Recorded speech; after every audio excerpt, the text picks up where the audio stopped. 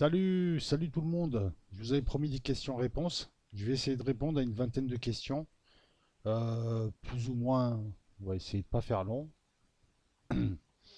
Et c'est bien, voilà, ce genre de vidéo. Je devais le faire en live, mais là je ne pourrai pas, donc je vais.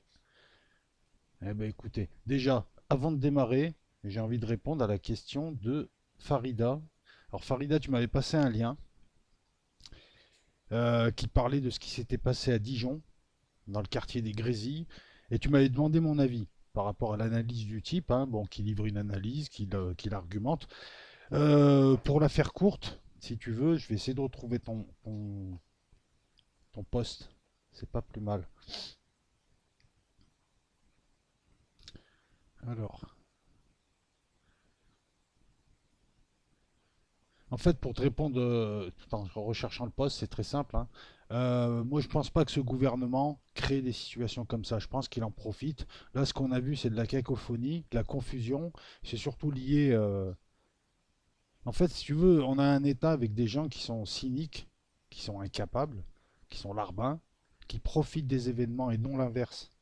Là, il y a bien eu une rixe, une rixe entre apparemment des dealers d'origine maghrébine qui habiteraient dans le quartier, avec au départ un Albanais, puis ensuite un Tchétchène qui a appelé toute la Smala. Donc ça a donné lieu à un truc ethnique. Le problème, il n'est pas là. Le problème, c'est qu'on a vu des CRS pactiser avec des Tchétchènes qui criaient Allahu Akbar en coursant des pères de famille qui n'avaient rien à voir avec l'histoire. Le problème, il n'est pas de, si tu veux, il n'est pas de se dire, oui, ça va donner des idées. D'ailleurs, on le voit avec différentes analyses un peu stupides, hein, à droite comme à gauche. Surtout à droite, hein, encore une fois, notamment les identitaires. Ouais, les Tchétchènes, tu vas voir les Tchétchènes. Si les Tchétchènes ils arrivent en France, tu vas les regretter, les Arabes, gars. Non, je te promets. Je sais pas à quoi t'as affaire. Deuxièmement, c'est une histoire au départ de dealers. Nous, on parle pas des dealers. Ce qui est étonnant, c'est que des CRS ont laissé passer des centaines de Tchétchènes. Pendant 3 jours, ces gars-là ont coursé des gens du quartier. C'est les gens du quartier qui ont le droit quand même d'être protégés par la police, hein, qui est payée par nos impôts, n'ont pas été protégés, ont été abandonnés. Et tu vois, ça faisait un peu guerre d'Algérie où les gars, ils arrivent, les soldats, et pour se venger, ils laissent faire d'autres civils.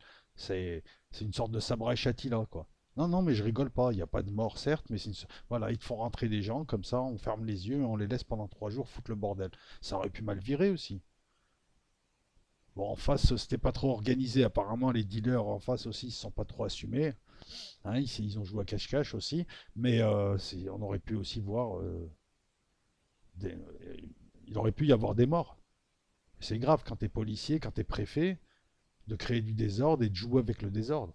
Voilà, il est là le truc. En France, à Dijon, si t'habites dans un quartier, si t'as des dealers, tu peux subir, toi, une sorte de représailles collective de la police, hein, parce que voilà. Police qui, je rappelle encore une fois, nouvelle affaire, hein, de CRS, hein, qui deal, voilà, il y a une nouvelle affaire qui est en train d'éclater là. Je crois que c'est dans le 93. Pour l'instant, il y a 6 CRS, mais je peux vous dire qu'il y en a au moins une cinquantaine. C'est simple, hein, ils arrêtent un type, ils lui balancent un sachet de drogue et ils l'arrêtent. Heureusement, il y avait une caméra qui filmait. Et à partir de là, l'IGPN, donc aussi, il faut mettre l'accent sur le fait aussi que la police fait le ménage à l'intérieur de ces services, mais les CRS, c'est des gros véreux, ils ont un comportement de bande. Là, c'était quasiment des types qui dealaient, qui trafiquaient les procès-verbaux. Hein, voilà, lorsqu'il y avait des saisies de drogue, notamment, ils demandaient aux copains, t'écris tant, et on garde le reste et on le revend. Et les premières justifications, c'est on gagne pas assez d'argent. Non, mais tu rigoles. Non, mais bientôt, je vais aller à Castellane, ça va être la BAC qui va me servir. Tu sais. Non, mais c'est ça. Voilà. Et on a ça. Non, non, voilà, pour te répondre, hein. Donc l'analyse qu'il en fait, non, je pense pas. En ce moment, ils ont besoin des Arabes. Tu vois bien que le nouvel ordre mondial a besoin des Arabes en Europe. Il a besoin de tout ce qui n'est pas européen pour, voilà, brésilianiser l'Europe. Donc le truc, c'est pas une extermination des... Mais ça peut donner des idées à certains courants, comme, je sais pas, chez Marine Le Pen, eux, je les vois bien s'allier aux islamistes tchétchènes, parce que c'est des islamistes, ces types. Alors il y a quelqu'un, je crois, sur Facebook qui m'avait posé une bonne question. Il m'a dit, ouais, mais ils ont combattu les islamistes. Mais les islamistes, les frères musulmans affrontent les salafistes. Voilà, ça, on a affaire à des types qui viennent du Caucase, qui sont derrière toutes les mafias en Europe, et qui ont une façade. Voilà, la façade, c'est des familles, ils arrivent quelque part, ils sont entre eux, ils se mélangent pas, ils restent discrets, machin et tout, mais derrière, le proxénétisme, le trafic d'armes, les règlements de compte, voilà. C'est pas pour rien qu'en ce moment, Dijon n'est pas le seul lieu, à Nice aussi, il y a des problèmes. Bizarrement, les Tchétchènes, là, à Nice, c'est pour le trafic de shit. Et les CRS ont laissé à Dijon des types venir faire une vendetta. En plus, je sais pas, c'est moyenâgeux, quoi. Je sais pas. Un état de droit, c'est voilà. S'il y a un type qui s'est fait frapper à tort, normalement, c'est à la justice se saisir de l'affaire. Le problème, et ça, il est connu, il est de plus en plus connu, c'est que quand tu habites les quartiers et que tu es honnête, la police, elle s'en fout de toi. Elle vient pas. Ah, ben j'ai laissé l'image du Ludger. Voilà, on va mettre ça comme ça. J'ai. Puis on va remonter de toute façon. Voilà. Quand tu habites un quartier, les Schmitt, ils viennent pas. C'était honnête. Je parle des gens honnêtes. Dans les quartiers, 99% des gens sont honnêtes. Et même dans le 1% de malhonnêtes, il y a du deal, quoi. Le deal aussi, attends. Le deal, c'est l'effet de quelque chose. Il faut apporter une réponse pénale, certes, mais il faut apporter une réponse sociale. Je pense pas que les jeunes qui dealent du shit dans les quartiers, il y en a de plus en plus et de toutes couleurs de peau. Pourquoi ils font ça? C'est la pauvreté. C'est ça où ils crèvent, le type. T'as une société de consommation qui vient te tenter avec des trucs que tu n'auras jamais. Faut être honnête, entre ce que tu vois à la télé là, et, et vu ce que tu gagnes, ce que tu peux faire, il y a quand même un monde. Donc ça crée une tension. Ça crée une différence de potentiel, ça crée une tension qui génère des frustrations. Chacun la gère comme il veut. Ne me dis pas, moi je suis honnête, ils doivent être honnêtes. Il y a des gens pour qui le shit c'est un mode de survie. Donc il y a peut-être une réponse sociale à apporter. Dans la revue de presse que je vais vous poser là, aujourd'hui ou demain, vous allez découvrir qu'en France, en ce moment, on tente une expérimentation. On contraventionnalise la possession et consommation de stupéfiants. Et vous allez voir que c'est pas une bonne nouvelle, c'est une nouvelle qui est encore plus terrible parce qu'on te fera payer 200 euros d'amende. Et vous allez voir tout ce que ça va impliquer. Voilà les seules réponses qu'apporte le gouvernement. S'il y a du deal dans plein de quartiers, c'est que les gens n'auraient pas de vie, sinon ils crèveraient. Même dans certains quartiers, ils crèveraient de faim. Et la problématique abordée par la vidéo dont tu m'as mis le lien, c'est l'État aurait fait exprès pour pour nettoyer ces Maghrébins. Non, il a besoin des Maghrébins. Sinon, il ne les mettrait pas à tous les postes. Sinon, LREM, LFI, enfin, il y a plein de partis qui draguent les Maghrébins au niveau local. Non, non, non, je pense. J'ai pas la même analyse que lui, mais bon, il a son analyse. Après, voilà. Bon, allez, on va démarrer. Je vais essayer de la faire vite. Bonjour à tous ceux que je lis. Je la fais rapide. Est-ce que je peux faire une vidéo Non, je peux pas faire une vidéo pour dire que la France piétine la Turquie et Israël. Non, c'est pas une vidéo pédagogique. Icmac, je vais essayer de trouver quelque chose d'intéressant. S'il y a trop de blancs, je vais montrer la vidéo en enlevant les blancs. Merci John. Euh, on a dit 20 questions. C'est pas que les autres soient pas intéressantes, c'est que j'ai envie de m'épancher un peu plus sur certains thèmes.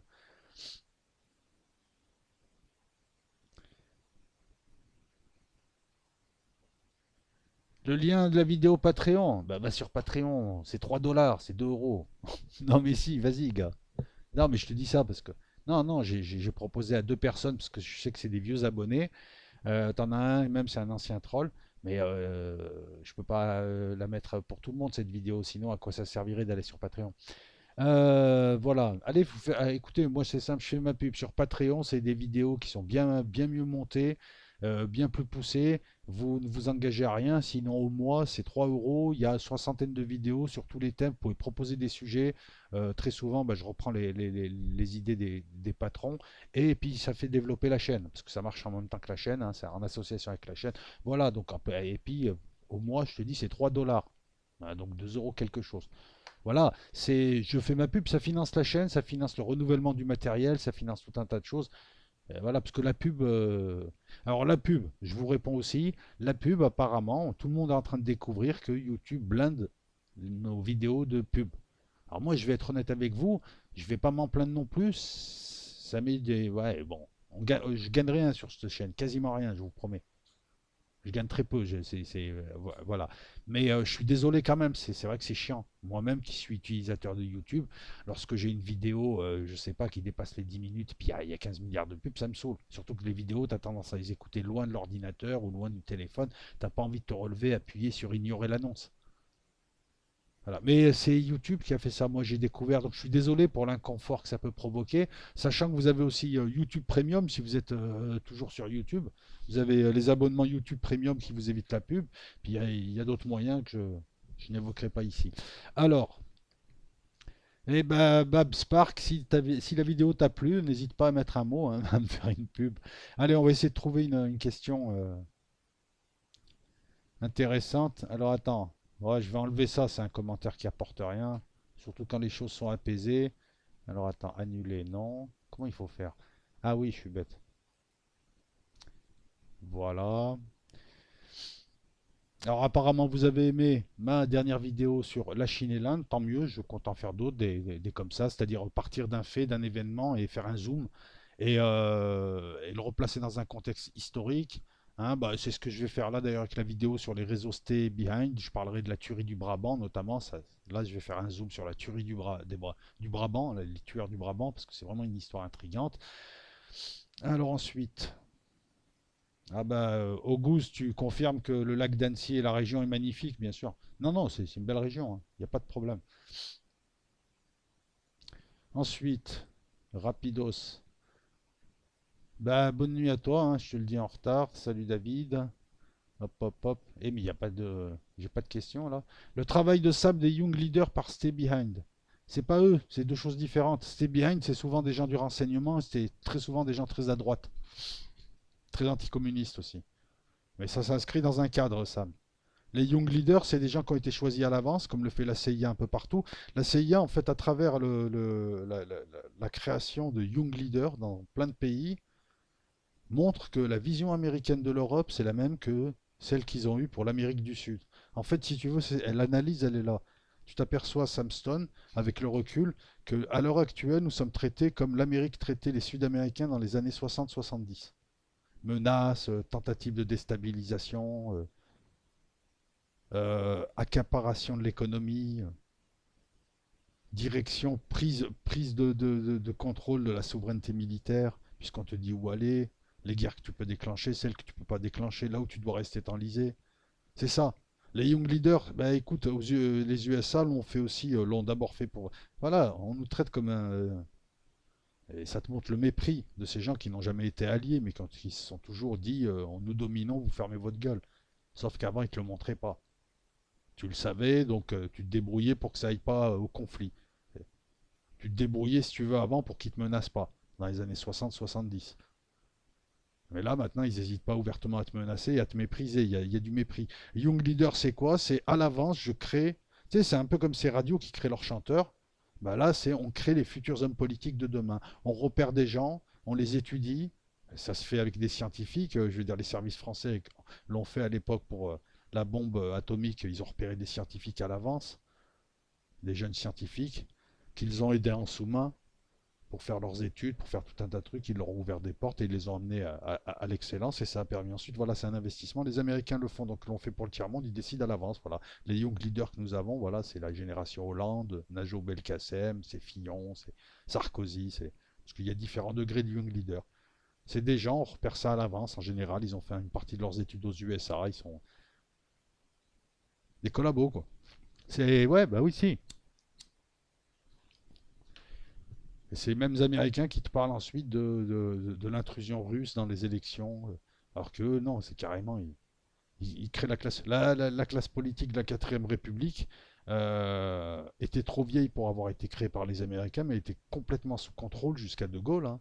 Je crois que, soyons honnêtes, De Gaulle-Mitterrand, c'est les deux périodes où la France a été réellement indépendante. De Gaulle et Mitterrand. Ouais, Mitterrand, ouais. Il a lutté contre les Américains. De mille et une manières, il a repris le contrôle. Mais sans aller jusqu'à l'affrontement. Il te l'a fait on l'appelait Florentin. Parce qu'il savait que non. Il savait jusqu'où aller pour pas que les Américains lui humilient. Rentrer dans un combat où ils montrent les dents et ils te mettent à l'amende devant tout le monde. Le problème, c'est que depuis George Bush Junior, les Américains se sont mis à menacer les autres parce qu'ils méprisent les Européens. Donc ce qui pouvait être avant, dans un réseau Stay Behind, un positionnement idéologique qui s'honore, puisque c'était les Russes vont nous envahir, il faut créer des réseaux de résistance et des réseaux d'exfiltration de personnes.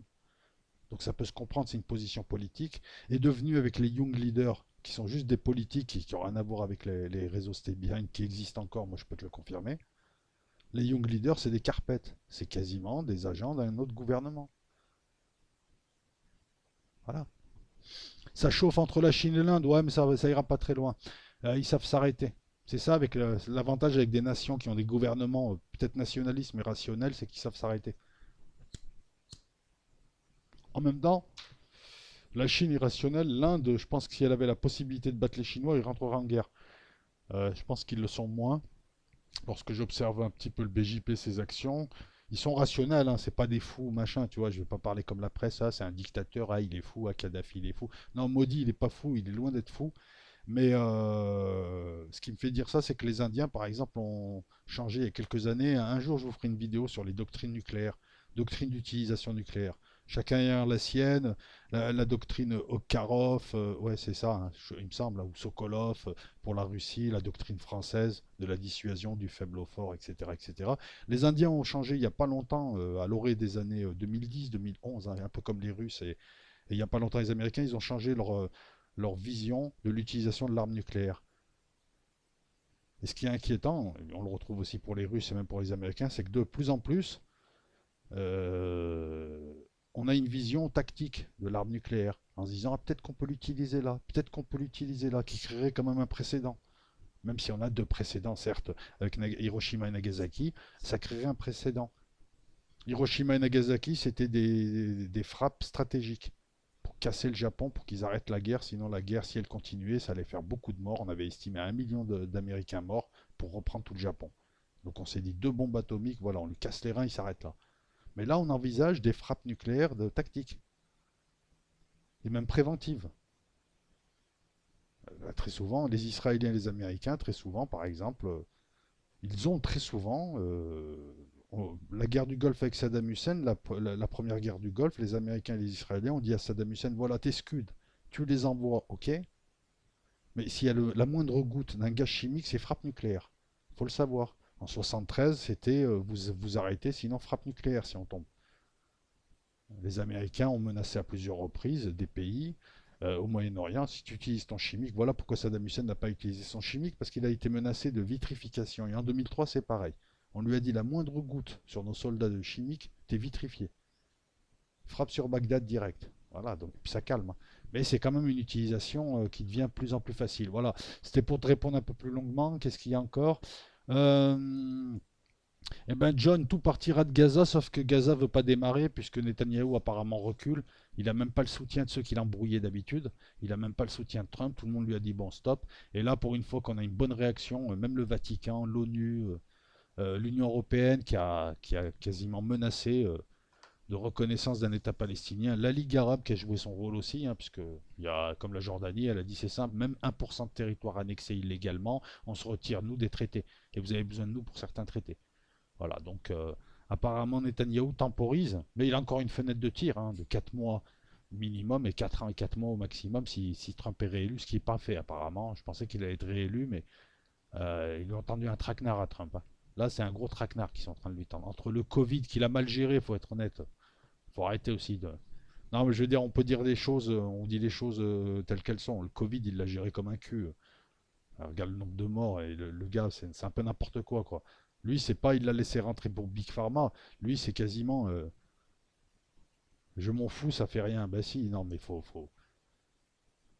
Et puis, ils lui ont créé ces histoires d'émeutes raciales c'est marrant, hein, les Américains spécialistes en révolution colorée, ils en ont une chez eux, là. Bah ouais, c'est une révolution colorée. Non, mais sans jeu de mots. Bah oui, si. On s'attaque à un système.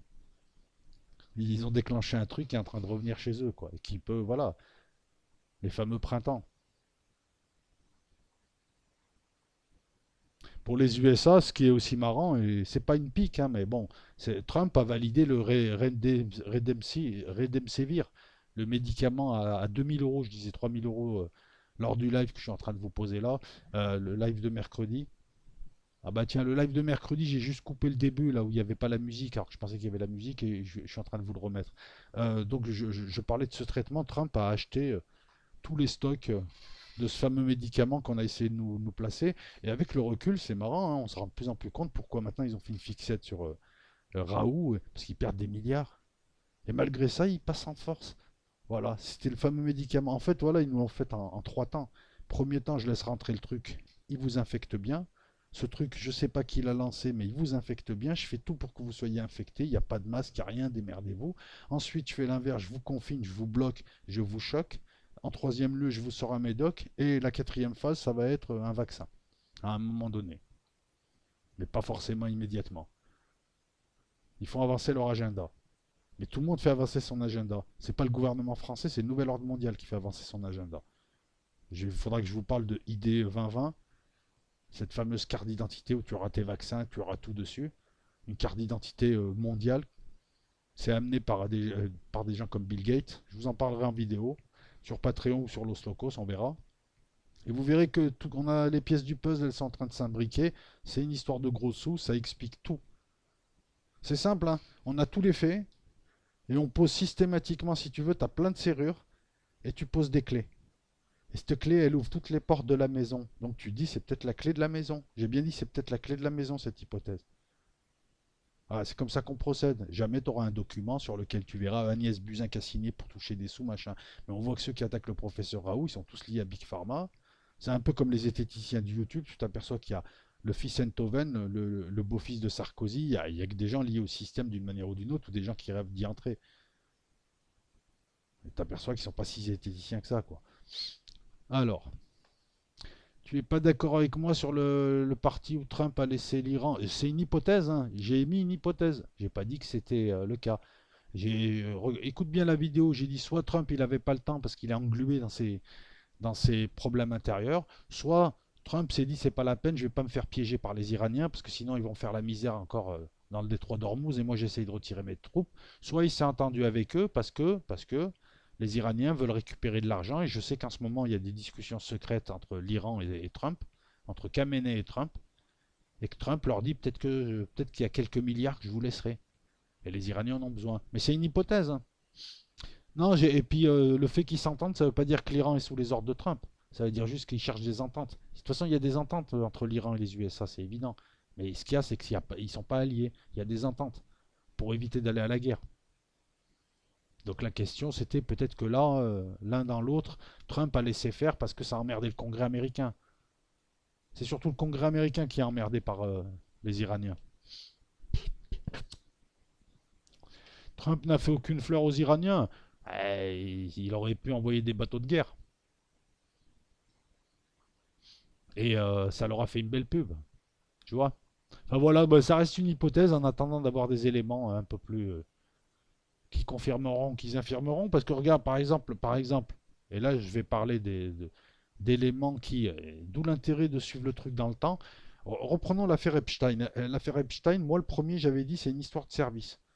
Service américain, c'est le côté Trump qui a voulu nettoyer une grosse opération israélienne dans la durée avec un agent de pénétration, Ghislaine Marshall, un demi-agent, on va dire quelqu'un qu'on a utilisé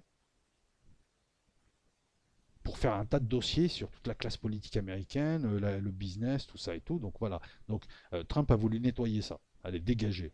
Mais, et on a dit Epstein, on l'a suicidé, ce qui est possible encore, parce qu'il n'y a pas qu'un camp, ou deux camps, ou trois camps, il y a plein de factions.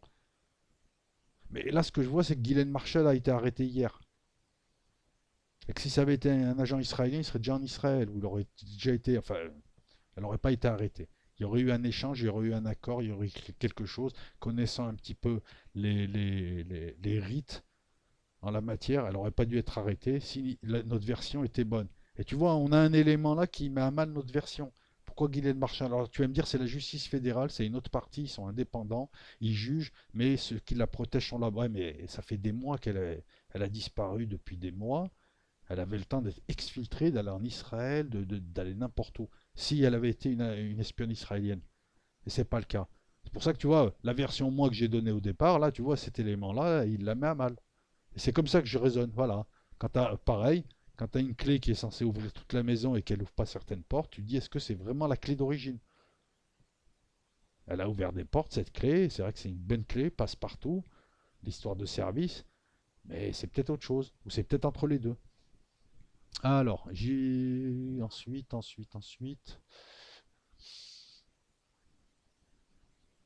Heureusement qu'il n'y a pas l'annexion Jidma. Mais l'annexion, elle aurait déclenché le feu aux poudres, je pense. Oui, personne ne l'acceptait. Voilà, même je crois que le Hamas et l'autorité palestinienne sont alliés là, quasiment pour combattre. D'ailleurs, je crois qu'ils ont coupé toute communication et toute collaboration, l'autorité palestinienne avec les Israéliens. Mais bon, Netanyahou a reculé, tant mieux, tant mieux. Alors, Kira, tu me dis, pour l'Égypte, elle risque de vite s'essouffler. Comme c'est pas faux, c'est pas faux, c'est pas faux. C'est le problème de l'Égypte. Elle a une armée, mais elle n'a pas d'argent. Et pour les munitions, tout ça, il faut de l'argent. Après, elle a l'avantage sur la Turquie de par sa position terrestre. Hein. Là, elle peut envoyer 1000 chars. Les Turcs ne peuvent pas acheminer 1000 chars, même s'ils les ont. Voilà, donc elle a l'avantage. Elle a de faibles moyens. Elle a une bonne armée de terre hein, quand même. Hein. Elle est solide. Après, je sais pas ce que valent ces hommes. Hein. Mais en fait, en face, c'est surtout des milices djihadistes et des milices libyennes islamistes. Leur armée collectionne tous les avions du monde. Ouais, mais ça joue sur la maintenance et le prix de la maintenance, le prix de la pièce détachée. Mais ça joue pas forcément sur la combativité. La question est de savoir qui conduit leurs avions. Est-ce que c'est des pilotes égyptiens, et c'est fort possible parce qu'ils forment leurs pilotes aussi, pas tous, des bons pilotes égyptiens, ou est-ce que c'est des mercenaires comme à une époque, ukrainiens ou serbes ou ce que tu veux. Après qu'ils aient tous les avions du monde, oui, bah c'est très bien, ils ont des Rafales. Et les Turcs ont des F-16. Et pour contrer un F-16, ils font un Rafale ou un Mirage 2000. Mais c'est le problème, c'est l'argent. Mais qui ira l'argent, en fait, ne va pas poser problème parce que les Émiratis ils leur ont ouvert une ligne de crédit. En leur disant, t'y vas et nous on paye. Un petit peu ce qu'avait fait le Qatar à une époque. Et ce que fait le Qatar en Libye, on n'en parle pas, mais c'est lui qui donne l'argent, il finance. Donc partant de là, l'Égypte a l'avantage. Parce qu'elle voilà, elle a juste la frontière à passer, c'est du désert, c'est tout plat, elle a de l'équipement, elle a ses avions sur place, elle a ses bases aériennes sur place. Pour que les Turcs amènent des avions, ils doivent créer des bases aériennes sûres, solides. Ils ont pas des masses de choix. Même à Tripoli, ils peuvent se faire bombarder par l'aviation russe, ils peuvent se faire bombarder. Voilà. L'Égypte, elle peut faire démarrer ses avions de chasse pour la suprématie aérienne, elle peut les faire démarrer d'Égypte, c'est ce qu'elle fait d'ailleurs, pour faire des raids aussi. Derrière l'Égypte, il y a l'URSS, la Russie, pardon. Voilà, il y a celui qui paye et celui qui peut te vendre le matériel. Hein, les Russes vendent le matériel, à la limite, voilà, les Émiratis achètent direct aux Russes et ça arrive en Égypte. Voilà, donc c'est pas fait. Mais bon, on n'en est pas encore là. J'espère que ça ira pas jusque-là d'ailleurs. La situation de Sisi dans le pays, ouais, mais bon, comme c'est un mamelouk autoritaire, il, et comme en face, il a qui en face? Il a des frères musulmans. Et il les a bien réprimés. Il les a bien. Oui, il les a bien réprimés, lui. C'est d'ailleurs rigolo parce que c'est les frères musulmans comme Morsi, bon, qui est mort, qui ont été installés par l'Union européenne. Et Sisi, lui, il a été adoubé par les USA. Lui, c'est un militaire nationaliste, c'est un mamelouk, en tout cas descendant des mamelouks. Et l'Union européenne, elle a fait qu'aider des djihadistes en Libye, en Syrie, en Algérie, partout. Elle aide des djihadistes quelque part. Elle a toujours une position proche de celle des djihadistes. Regarde à Idlib. Macron, il a beau faire le beau devant Erdogan. Bon, on sait que Erdogan et Macron sont sur un bateau qui fait les pipes et le café, excuse-moi de parler comme ça, on le sait, voilà et tout, mais il fait le beau, mais dès que les Syriens veulent reprendre Idlib, il soutient des milices que même les Turcs ont du mal à diriger à Idlib, parce qu'elles s'entretuent entre elles, là, à l'heure où je te parle. Bon, ça nécessite pas un article forcément, mais... Alors, compare jamais l'Égypte à la Turquie. Ah, vous parlez entre vous. Bon, je vous laisse vous insulter, les gars, moi, je suis neutre. À condition que vous vous insultiez avec des arguments. Salut Reda Palestine, salut Serbian Balkan. 17 pubs, ben, comme je te l'ai dit, c'est pas moi, c'est YouTube. Ah, peut-être que sans ces pubs, mon gars. Non, ils ont bourré de vidéos nos pubs. Je m'en suis rendu compte en allant lire des commentaires à droite à gauche sur d'autres vidéos de gens qui. Voilà.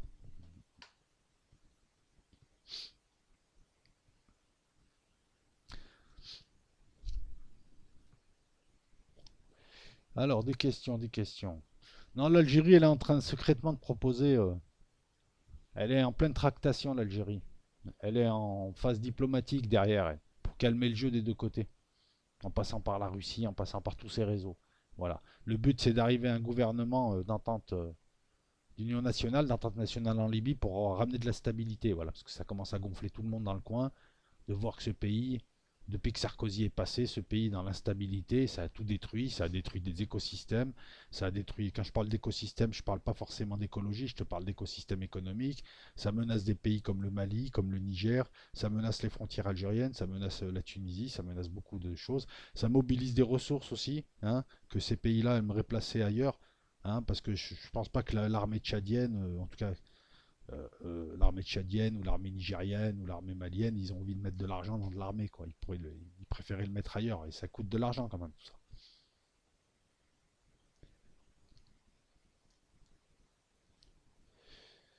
Alors,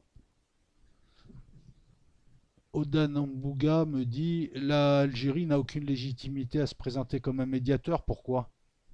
C'est eux qui ont déclenché le truc? Non. Est-ce qu'ils ont envahi? Non. Ils ont toute la légitimité du voisin d'à côté qui voit ses frontières déstabilisées. Ils ont autant de légitimité que l'Égypte, que la Turquie, que non, justement non, que la Tunisie, même si la Turquie elle a une légitimité politique dans le sens où c'est le gouvernement officiellement reconnu qui l'a appelé, mais je ne comprends pas pourquoi tu dis ça. Elle continue à financer des fronts séparatistes qui empêchent l'intégration du Maghreb. Ouais, mais ta petite guerre Maroc-Algérie à 2 balles, tu vois, voilà quoi. Voilà, parce que c'est ça en fait qui motive ton poste. Voilà, moi, elle me saoule un peu. Quand vous comprendrez les nationalistes en carton que vous faites le jeu de l'OTAN à vous opposer à vos voisins, c'est valable des deux côtés. À ce moment-là, on avancera. Si, l'Algérie a toute légitimité parce qu'il y a une guerre il y a une guerre au sud de ses frontières et il y a une guerre à l'est de ses frontières. Le financement de fronts séparatistes, excuse-moi, tout le monde finance des fronts séparatistes. Et puis en plus, tu me parles de fronts séparatistes au pluriel. Tu parles du Front Polisario. Ouais, bah écoute, c'est comme ça. Hein. Je dis pas que c'est bien. Hein. Moi, personnellement, je pense même que c'est.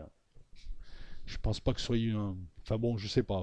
Franchement, je serais président de l'Algérie. Voilà, l'histoire Front Polisario, je négocierais un truc global et puis on arrête là, quoi.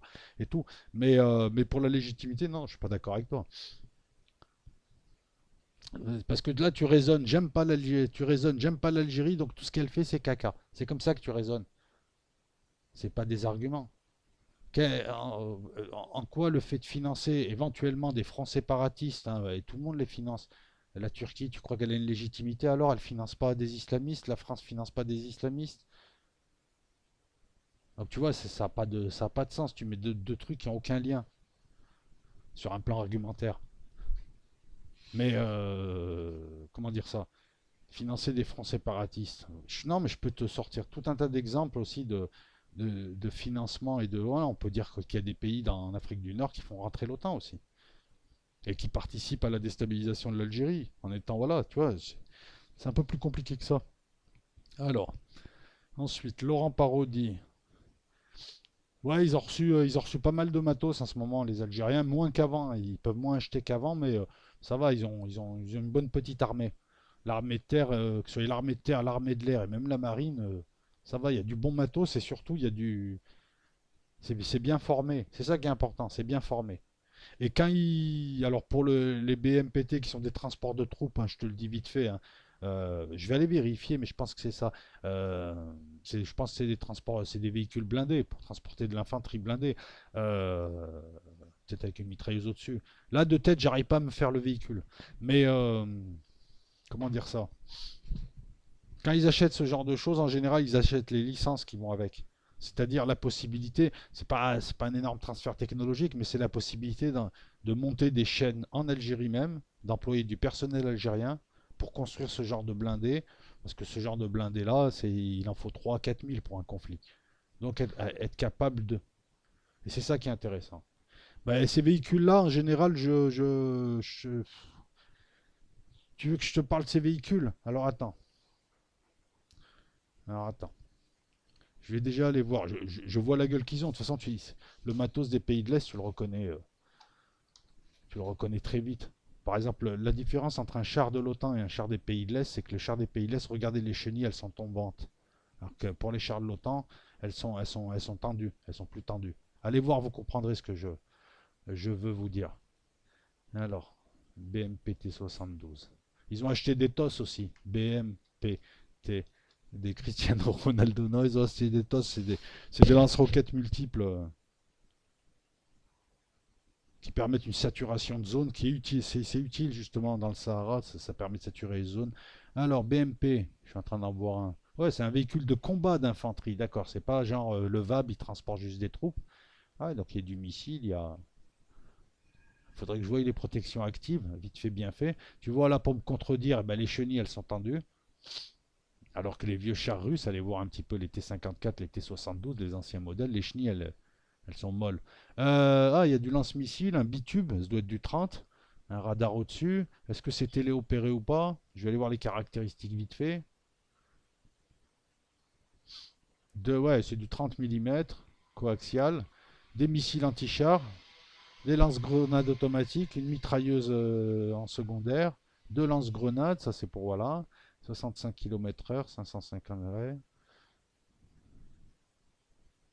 Écoute, je peux pas te répondre comme ça en fait, parce que en fait, j'ai pas l'essentiel. Je pense que c'est téléopéré.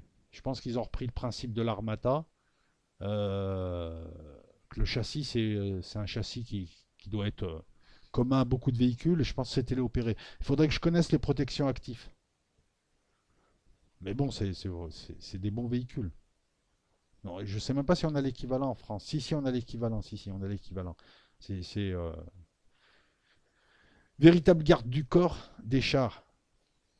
Se dit avoir un blindage plus performant. Alors les blindages, c'est bien. Je vais te dire. Devant.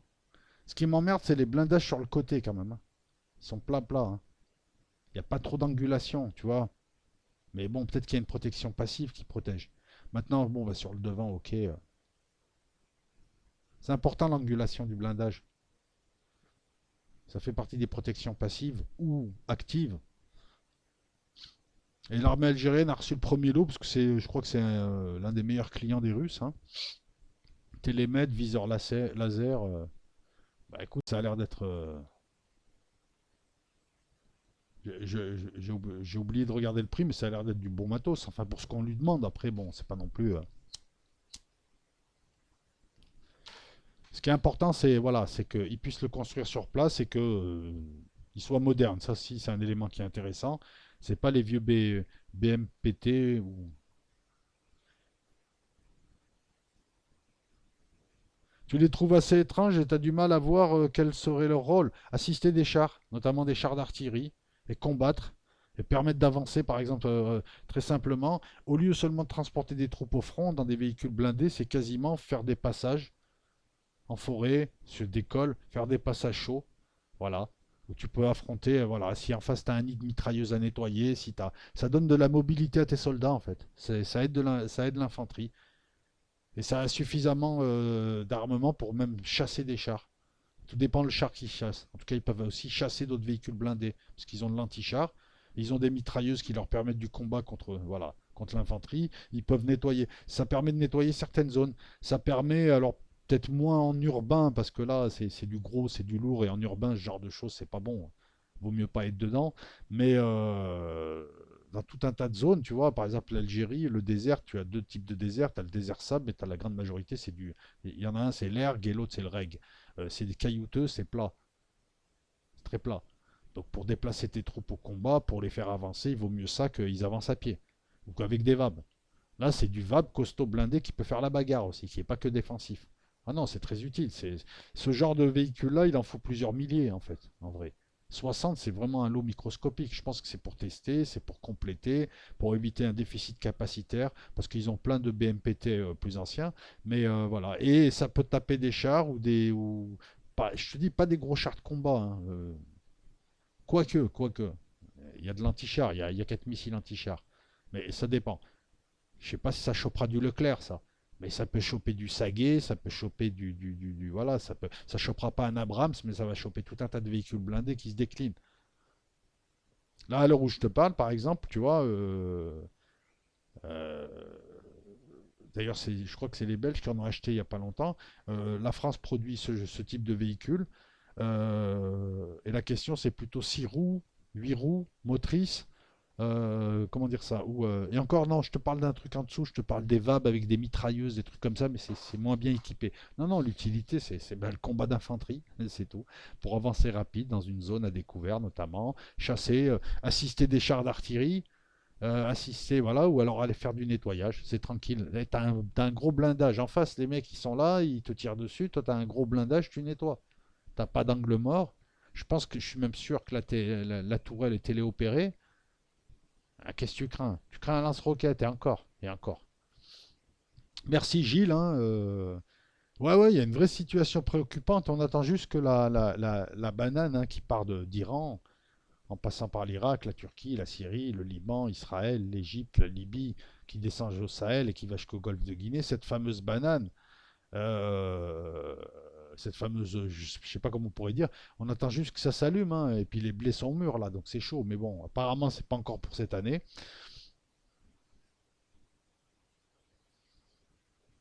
Alors, Jordan, pourquoi t'écris en gros caractère? Non mais si, tu m'as fait mal aux yeux. L'Égypte a l'avantage pour Laurent Parodi pour une raison purement géographique.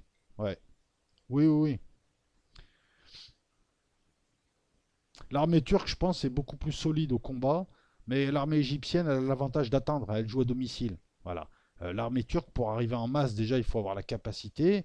Tout le monde n'est pas d'avis d'aller se battre pour la Libye en Turquie. Hein. Il y a plein de gens, je veux dire, si on commence à envoyer des enfants turcs, je ne sais pas si les familles vont accepter. Et il faut les emmener. Et si tu les emmènes en bateau, tu passes devant l'Égypte, tu passes devant ses sous-marins. En avion, tu peux pas envoyer beaucoup de choses. Et sur terre, tu peux pas passer. Surtout que maintenant, tu t'es mis à dos la France. Donc voilà, donc l'armée égyptienne, la position, elle a l'avantage. Sur la puissance, bon, ça se tient. Et financièrement, elle a de l'argent. Pareil, la Turquie fournit, produit son propre matériel militaire, mais il faut du fric. Et la livre turque, elle n'est pas. Voilà. Non, mais pour l'escarmouche entre la marine française et turque, valait mieux ne pas y aller du tout. Voilà, comme je le dis sur Patreon, valait mieux ne pas y aller du tout, déjà. Ou alors si tu vas lourdement armé. Mais tu vas pas avec un petit truc. Voilà. Et ils ont bien fait de ne pas engager le combat. Parce que s'ils avaient engagé le combat, bon ben voilà, ils seraient fait dégommer et ça aurait fait du monde à terre. Et ça aurait été encore pire. Voilà, faut se barrer. Maintenant, il y a la réponse de Macron là qui est de quitter quasiment l'embargo, le dispositif d'embargo. Les Turcs demandent des excuses. L'OTAN a donné raison à la Turquie. Donc Macron voilà, a décidé de quitter cet embargo. Alors, il fait rigoler parce que je te dis, il critique les Turcs alors que l'an dernier, on a découvert des missiles Javelin français qui ont été donnés à Haftar. Et Haftar a été aidé par les Russes, pareil, on lui ramène du matos, les Russes, les Émiratis, les Égyptiens. Il y a quelques années, les Égyptiens allaient faire des raids en 2015 en Libye. Tout le monde savait que c'était eux, mais on disait on ne sait pas, un Rafale, un Mirage 2000 a bombardé Tripoli. Et Macron, il ose parler de. C'est le mec qui braque avec toi et qui te critique. Et en plus, c'est lui qui a bouffé l'affaire. Enfin, lui, pas lui, mais il représente quand même les gouvernements français successifs. Donc, ça me fait rigoler. Il y a quelque chose quand même qui pue dans cette affaire. Tout le monde sait que l'embargo, il est bidon depuis le début. Alors quel est l'intérêt de la jouer là, vierge effarouchée? Tout le monde sait depuis le départ. C'est les Italiens qui dirigent l'embargo, ils ferment les yeux, ils veulent pas d'embrouille. Eux, ils reprochent à la France d'avoir foutu le bordel dans la zone, ils n'ont pas tort. Et ils veulent pas d'embrouille ni avec la Turquie, ni avec la Libye, ni avec l'Égypte. Ils vendent d'ailleurs aux Égyptiens, parce que Sisi préfère leur acheter à eux. Et eux, ils sont là, ils se disent, mais on a foutu le bordel là-bas, tu vois, ils ont la décence au moins de... Bon, ils ménagent les formes. Tout le monde sait que personne contrôle personne. Et en plus, ceux qui contrôlent, ce sont ceux qui par derrière, contournent l'embargo. Donc je comprends pas trop là Macron sa position. C'est pour ça que tout le monde lui donne tort en lui disant mais ferme ta gueule, tu fais pareil en cachette, on le sait tous. Il n'y a que la presse française qui te le dit pas. C'est culot. Et il continue à faire le beau. Deuxièmement, là, commençons pas à chanter Cocorico, je quitte l'embargo. Ben, quitte l'OTAN. Si t'es pas content, tu viens de te faire humilier à l'OTAN. De Gaulle, il a quitté l'OTAN quand il a vu que les Américains commençaient à monter des trucs de merde en France en utilisant les réseaux Stay Behind, en utilisant une partie du SDES français ou quitte l'OTAN. Rapproche-toi de la Russie. Ça apporte quoi l'OTAN? Ne me dites pas vendre des armes. Les pays de l'OTAN t'achètent pas d'armes. Les 5 Fives veulent pas t'acheter d'armes et les Saoudiens ils t'en achètent que quand les Américains leur disent acheter. Et les Égyptiens, de toute façon, c'est toi qui finances, tu leur prêtes de l'argent pour qu'ils te le rendent. Et en général, c'est pas eux qui te le rendent. Quand on te le rend. C'est la posture de Macron, tu vois, ce qui s'est passé avec le recul, encore une fois, on pourrait tirer mille analyses, mais quasiment. En fait, Macron, il fait ce que font les petits tyrannos. Il fait de l'agitation pour sa politique intérieure, en nous faisant passer pour des cons à l'extérieur. C'est la France qui a détruit la Libye dans une aventure mafieuse, où même Obama a tiqué un petit peu. Sarkozy ne devait pas tuer en plus Kadhafi, il devait le laisser partir, il l'a tué. On a trahi plein de serments parce que les Russes avaient laissé passer la résolution et les Chinois. Mais la résolution, c'était juste de s'interposer entre les gens qui... C'était beaucoup d'islamisme, enfin bon. Entre les gens et Kadhafi, la France n'a pas respecté. Ça a emmerdé les USA. Ça a affecté les Européens. Ça a donné lieu à des drames. Beaucoup de migrants, retour à l'esclavage, beaucoup de migrants maltraités, sous le contrôle de milices. Là où Kadhafi avant faisait rayonner la richesse libyenne et faisait des heureux, ils ont fait des malheureux. Ça a apporté des centaines de milliers de réfugiés, pour pas dire plus. Ça a déstabilisé la région. Ça fait chier les pays de la région qui sont tous légitimes à gueuler, qui perdent de l'argent à le mettre dans leur sécurité proche de leurs frontières. Ça n'a apporté que du malheur. Ça n'a même pas apporté du pétrole. Hollande arrive, il continue, c'est ce qu'il fait en Syrie, et Macron arrive, et lui, il continue à livrer des armes, et il reproche à la Turquie de livrer des armes, alors que la Turquie, elle est invitée par qui? Le gouvernement officiel. C'est ce que disent tous les chefs d'État européens, c'est ce que disent tout le monde. À Macron, mais qu'est-ce que tu es en train de nous faire? Tu nous prends pour des cons? C'est pour ça qu'on a eu tort à l'OTAN. Et sur ce coup-là, ils ont eu raison. Donc pourquoi Macron nous a tapé la honte, a envoyé une petite frème, là où il y avait des incidents déjà, parce que les Turcs avaient déjà refusé à plusieurs reprises à d'autres bateaux, notamment le Spezai grec, il leur avait interdit de fouiller ces bateaux. On le savait, il fallait y aller armé. Vous voyez le coup de vis? C'est pour faire le beau en France. Ces types-là nous tapent la honte et font n'importe quoi dehors et on perd des positions d'année après année, c'est de l'argent, c'est des emplois, juste pour faire le beau là et pour jouer le De Gaulle là, alors que c'est pas De Gaulle là, c'est Philippe Laval qui passe pour un con, c'est Philippe Laval dans un film de Max Pécasse. Il est là le truc. Avec le petit vice aussi. Le petit vice de je fais mon petit tyrannoir que je passe pour un con, parce que là, de toute façon, il fait rire tout le monde. Place Taksim à Istanbul, ils sont tous morts de rire. Ah oui, là l'OTAN vient de leur donner raison, ils demandent des excuses, ils se foutent de ça, ils se foutent de la gueule de Macron. Ouais, on veut des excuses maintenant. Ça- non mais c'est cynique. Mais le coup de vis aussi, il est hypocrite. C'est pour faire le beau devant la Grèce. Les Grecs appellent depuis des années et des années à l'aide, tout le monde s'en fout en Europe. Ils subissent les vagues migratoires. Ils doivent quand même gérer leurs voisins turbulents. Et là d'un coup, on veut leur vendre des bateaux. Mais en plus, on va vendre 3 bateaux, mais c'est les Israéliens qui vont tout leur vendre. Vous voyez, cet incident-là, si on creuse bien, c'est de la politique intérieure à 2 balles, et c'est quasiment je brûle la maison pour me chauffer. Voilà ce que nous avons, nous, hein. C'est nos tacticiens, c'est Macron, et ses conseillers, ses généraux, ses hommes politiques, ces gens de l'ENA. Voilà, on a des gens super puissants. Les mecs, je comprends pas. Je te promets que quand tu fais un peu de géopolitique, un peu de théorie des jeux, un peu d'eux, là, tu te dis, mais ça fait quand même une vingtaine d'années que ça tourne à l'envers. Mais c'est n'importe quoi. Et c'est n'importe quoi, il est voulu. Bah oui, il a été installé par les médias et par les banquiers. Et là, on en revient au Young Leader et à tous ces gens. Il a été installé par l'étranger, par les démocrates américains, par le nouvel ordre mondial. C'est aussi une raison qui fait que lui, Trudeau, Merkel, Trump les aime pas.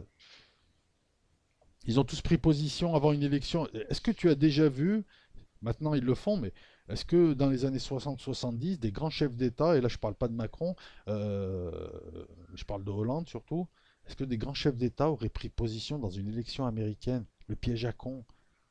Non, parce que si tu te loupes, le gagnant va t'en vouloir. La politique de Trump à l'encontre de certains gouvernements européens et certains pays, elle est aussi liée à ça. Il est hyper rancunier, hein. Il n'aime pas Merkel, il n'aime pas Macron. Il se rappelle de, il sait que on essaie de le faire passer pour un facho qui n'est pas. et que tout le monde était, voilà. Enfin bref, voilà, j'essaie de te la faire longue.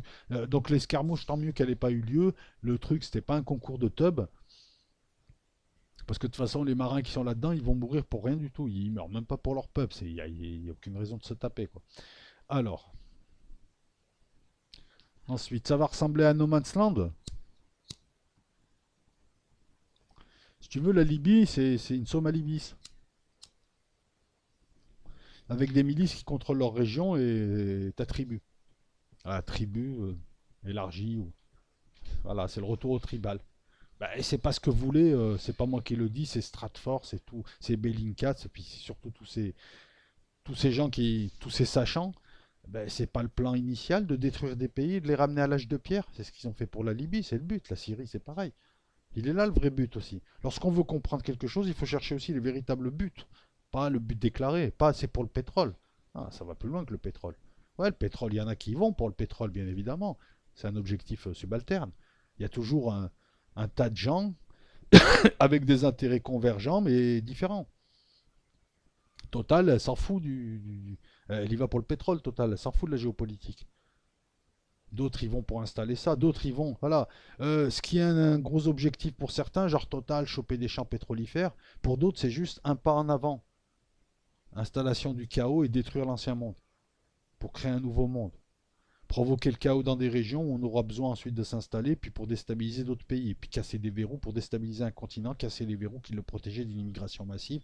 Immigration massive qu'on organise grâce au réseau aux ONG, et puis surtout parce que pendant 50 ans, on a détruit tous ces pays d'une manière ou d'une autre, que ce soit des pays, les économies africaines, asiatiques ou autres, on a fait en sorte que beaucoup de gens restent dans le tiers-monde, pour qu'ensuite, ben voilà, qu'ensuite ils montent en Europe, parce qu'il y a de la richesse. On a empêché beaucoup de gens de se développer. Ça, c'était la phase égoïste. Je suis même pas sûr que les gens qui, à l'époque, provoquaient ça le savaient. C'était bon, on va exploiter l'Afrique, il faut éviter que les Américains y aillent, ou il faut éviter que les Russes s'installent, ou que les Cubains, ou les Chinois. Manque de bol, maintenant, il n'y a plus de précarés français en plus. Ça aussi, c'est quelque chose. Avant, les Américains et les Russes, ils ne pouvaient pas rentrer. Il y avait le précaré français, le précaré anglais en Afrique. Là, même ça, on l'a plus. Là où les Américains nous ont laissés, ben, hein, ils ont récupéré le Rwanda, ils ont monté leur petite affaire du Rwanda en 94, hein, parce qu'il y a des choses à dire là et tout. Là où ils ont laissé, c'est les Chinois qui arrivent. Et les Chinois, eux, ils ont un casier vierge, hein, il n'y a pas de colonisation, il n'y a rien, et puis eux, ils sont là, ils te prêtent de l'argent, et avec, t'achètes leurs autoroutes, machin, ils te font un petit cadeau, un petit stade, une petite école, un petit... voilà. Ils te lâchent quelques visas pour tes ressortissants, etc. Ils savent y faire. Alors, l'Empire ottoman a trahi l'Algérie. Ben, c'est surtout que l'Empire ottoman, comme tout empire, à un moment donné, il fallait qu'il s'arrête et que les peuples reprennent leurs droits. Voilà, comme tout empire, les peuples veulent se libérer. Donc ouais, t'as raison, tiens, je te mets un... hop. J'ai changé ma vision, non, j'ai pas changé ma vision, je te parle de faits, et je fais des analyses en fonction des faits, quand les faits changent, le commentaire change. Voilà, c'est aussi simple que ça. Alors apparemment, Auguste, lui, il t'aime pas trop, hein. Il te traite de crétin, mais bon, c'est gentil, je pense. Je vous laisse discuter, les amis, entre vous. Hein, voilà. J'essaye de maintenir un équilibre, hein. Ils boivent du thé turc, les Égyptiens. Du café turc ou du thé. Voilà. Le thé turc, je sais pas comment il se prépare. Mais ils boivent du café turc. C'est-à-dire eau bouillante et tu balances la poudre de café dedans et puis t'attends que ça aille au fond et toi tu bois. Ça arrive ça sur les chantiers ou ailleurs quand t'as pas voilà quand t'as pas ce qu'il faut boire un café turc c'est ouais ça se boit faut aimer. Ensuite merci Ryoko. Bah, j'aime bien faire les vidéos géopolitiques comme j'ai vu que vous aimiez bien, moi j'en fais tout le temps, il n'y a pas de problème. Après j'attends qu'il y ait des événements, tu vois. Ou alors, comme je l'ai dit en début de vidéo, j'essaye de zoomer. Le truc, c'est que voilà, j'essaie d'apporter une valeur ajoutée parce que je vais être honnête avec toi. Enfin, c'est même pas une histoire d'honnêteté. Ce qui m'a toujours énervé. Non. Ah ouais, il y a des travaux. Ce qui m'a toujours énervé, c'est les sites où les types reprennent des dépêches, te les mettent. Il n'y a rien. La valeur ajoutée, c'est le commentaire que j'apporte là, par exemple. Là, le but, il est de répondre aux questions, mais d'apporter un commentaire. Ensuite, compte YouTube qui dit l'Algérie est foutue. Bah écoute, si tu veux, hein. J'ai fait exprès de faire passer ton post parce que Voilà quoi. Si tu veux, hein, mais depuis le temps que les gens te disent qu'elle est foutue et qu'elle est pas foutue en vrai, voilà. Bonne analyse, El Coco. Hussein, fais attention comment tu m'appelles. En plus, la Coco, c'est pas mon style. Tout ce qu'Aftar touche se transforme en merde. Je rajouterai Guedo aussi. Voilà, ouais, ouais. Tu les reconnais, les losers, hein. Ils ont un style. D'entrée, tu sais que lui, c'est pas possible. Salut Younous. Ensuite, comment se fait-il que je trouve pas de questions qui résonnent en moi, comme dirait l'autre? Salut la famille robot, merci pour le référencement, ça aide. Salut Nino, je pense que t'es de la famille aussi. L'embrasement viendra d'un grand chêne. Ah, attends, qu'est-ce qui me fait le... Mais qui est ce grand chêne? C'est Gargamel. Non, j'ai n'importe quoi. Chêne, ouais. Il a rectifié Steph Zer, il a raison, j'ai pas osé moi. Salut David, salut Manolis. Alors le niveau... Hop. Alors Titi, tu me demandes s'il fait chaud à Marseille, il y a du vent, hein.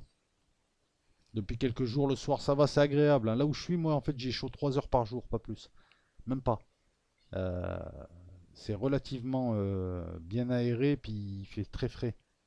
Donc ça me change par rapport aux années précédentes. Maintenant, j'espère que ça va pas dépasser les 1. J'espère que ça...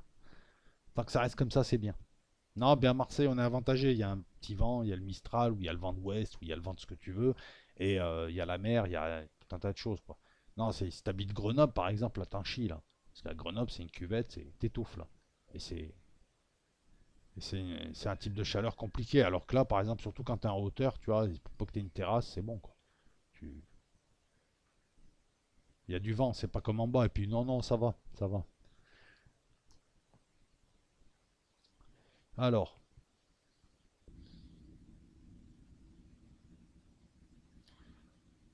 bon, moi, j'interviens pas là-dessus. Salut Farida, bah voilà, c'est Farida Meda. Et tu m'as mis le lien, je suis allé voir la vidéo et voilà, je t'ai répondu, hein. Donc il fait son analyse, elle est tout aussi valable que la mienne, parce que moi j'ai pas la vérité, mais je pense pas que ce soit voulu. Voilà, comme je te l'ai dit tout à l'heure, je pense que c'est surtout encore un cafouillage et encore de la navigation à court terme et que le projet il n'est pas d'éradiquer les musulmans en France ou les Arabes ou les Maghrébins. Ils s'en servent justement. Ils ont besoin de tout le monde pour pousser tout le monde contre tout le monde. Et parce que eux, ils arrivent à gérer ces médiocres, ces incapables, ces traîtres. Ils arrivent à gérer qu'en divisant les gens. Et ils ont besoin des Maghrébins. Et puis ils ont aussi besoin de voyous. Donc voyous maghrébins, c'est bien parce que ça leur permet, voilà. La droite a besoin de voyous maghrébins, la gauche, elle a besoin de maghrébins à la télé. Tu vois, non, non, ce qui s'est passé, moi Après, oui, par exemple, Front National, c'est le genre, s'ils arrivent au pouvoir, ils sont capables de faire ce genre de choses. Parce que quand ils avaient pris le pouvoir dans certaines villes en France, la police municipale du coin, à l'époque, j'ai des témoignages en plus, hein. Écoute, c'est simple, hein. Toulon, lorsque c'était Chevalier, le Chevalier qui était donc qui était un pote à Le Pen, qui était maire, des mecs de la police municipale qui payaient des types pour aller chercher la merde dans les quartiers et se bagarrer avec les Arabes, comme ça la police arrivait ensuite. J'ai des témoignages, hein, tu vois. Et ça, ouais. Mais non, non, à grande échelle, voilà. Mais après, voilà, bah, allez voir la vidéo, elle vous met un lien là, allez voir la vidéo du type, c'est intéressant, voilà, il fait une analyse, et rien que ça, c'est respectable.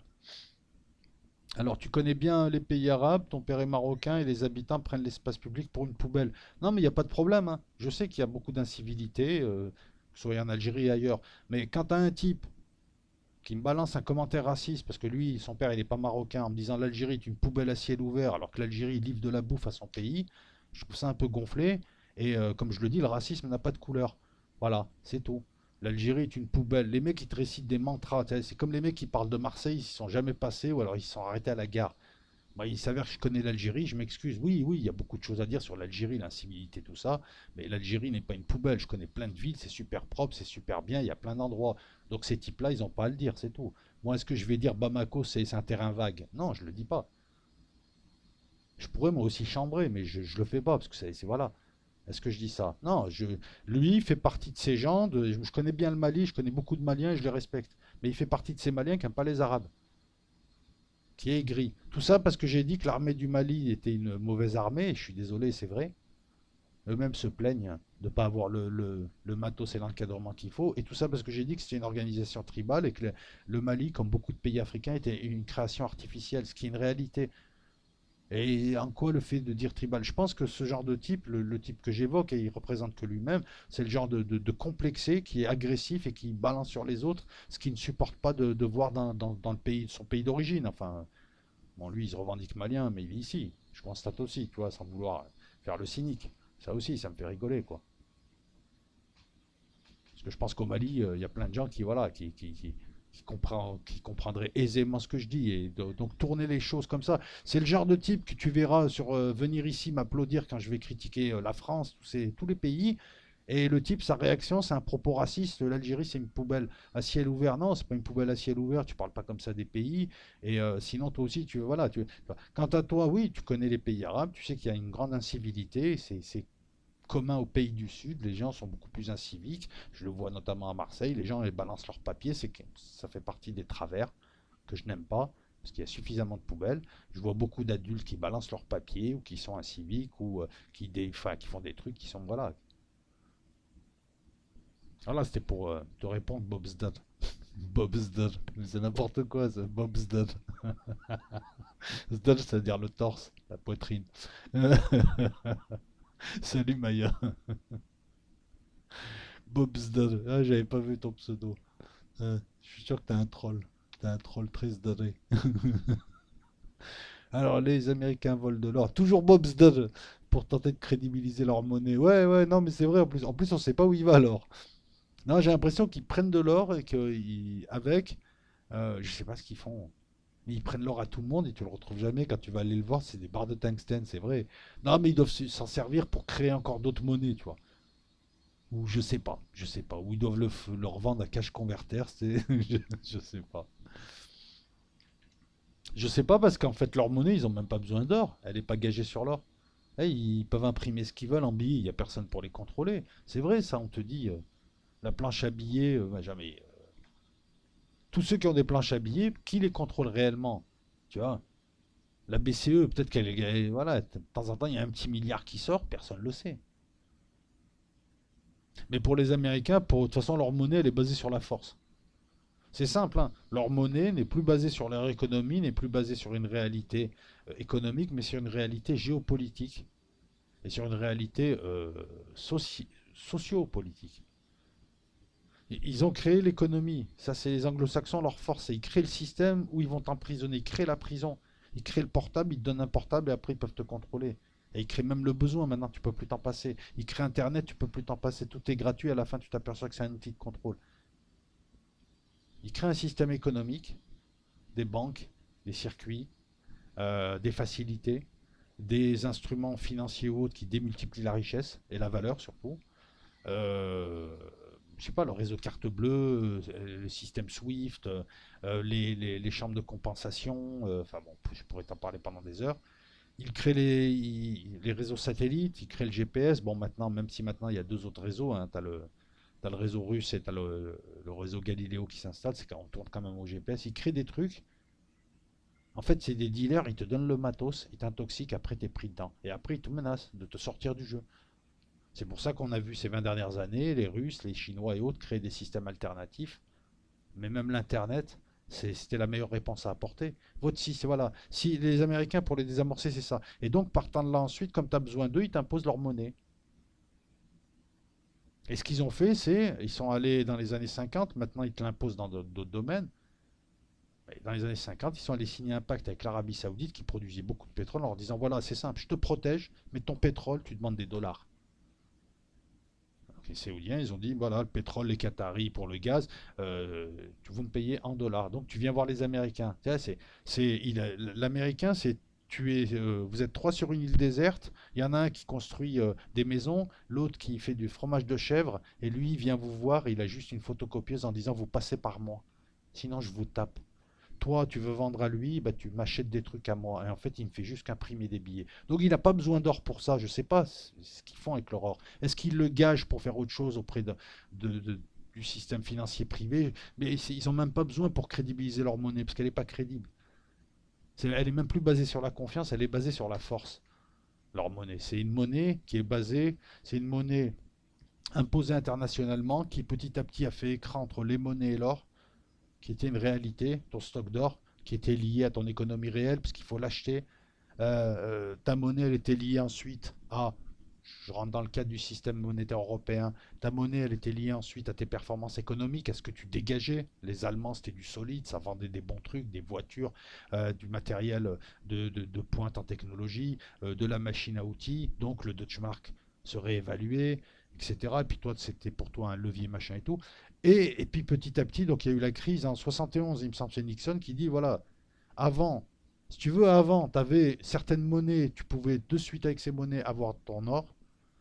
Tu avais des monnaies de vie, c'était le système jusqu'en 29, c'est le système avec la livre, le franc. Et puis tu avais des monnaies, il fallait acheter de la livre et du franc pour ensuite acheter de l'or. Ensuite, à partir de 45 de Bretton Woods, les Américains sont arrivés, ils ont dit, vous pouvez toujours, avec votre billet, récupérer de l'or. C'est-à-dire, tu as un billet de, je sais pas, de 1000 $, tu peux récupérer tant d'or. Mais il faut des dollars maintenant pour acheter de l'or. Et à partir de 71 et Nixon, maintenant si tu as des dollars, j'ai pas d'or. Voilà, c'est flottant, c'est même plus flottant d'ailleurs. Voilà.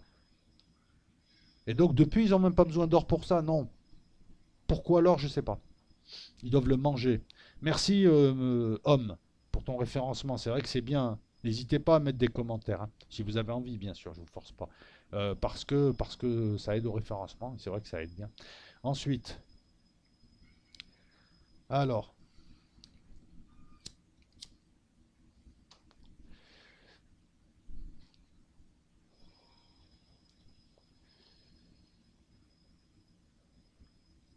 tu m'écris, je ne crois pas que l'on puisse savoir si c'est une personne mythomane fragile et sensible ou un mythomane manipulateur narcissique pervers. Tu parles de Stéphane Bourgoin, c'est ça?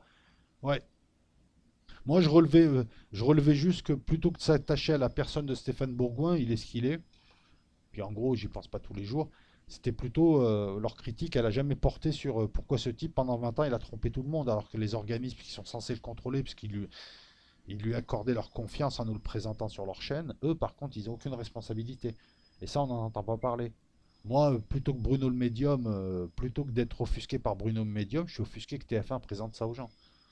Alors qu'on voit bien que le mec, bon, voilà, t'y crois ou t'y crois pas après, bon, voilà, quoi. Moi, personnellement, Bruno le Médium, j'ai vu des médiums, des vrais médiums. Bruno le Médium, le peu que j'ai vu de lui, ouais, ça. Mais j'ai pas besoin de zététicien pour me dire qu'il n'est pas fiable et faire 20 vidéos sur lui. Voilà. Après, les gens, ils font ce qu'ils veulent. S'ils ont envie d'aller le voir, je sais pas, il y avait d'autres analyses à faire, je pense. Et pour Bourgoin, c'est pareil.